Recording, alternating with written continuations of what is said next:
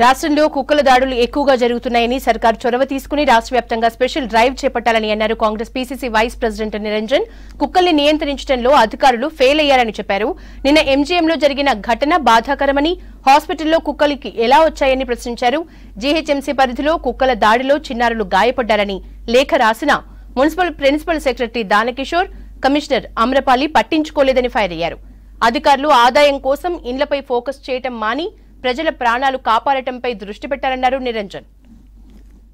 ముస్తాబాబాద్ మండల్ రాజన్న సిరిసిల్ల డిస్ట్రిక్ట్లో ఒక 75 సంవత్సరాల రుద్రాలపై కుక్కలు దాడి చేసి ఆమె పొట్టను తినేయడం జరిగింది.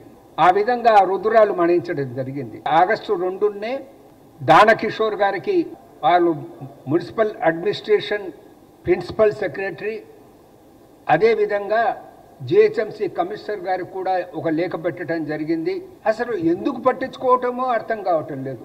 అసెంబ్లీ సమావేశాలు జరిగినప్పుడు కూడా అసెంబ్లీ సమావేశాల్లో ఏ సభ్యుడు కూడా ప్రజలకు ఈ ఇబ్బంది ఏర్పడుతుంది అనే విషయాన్ని మాట్లాడకపోవటం అది శోచనీయమైన విషయంగా కూడా నేను మనవి చేస్తూ ఉన్నాను.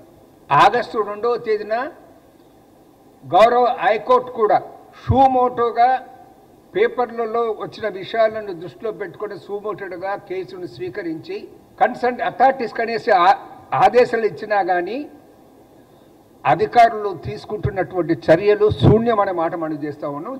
ఇది చాలా బాధాకరం. అసలు ఈ అధికార యంత్రాంగం ఈ విషయంలో నిద్రావస్థలో ఉందా?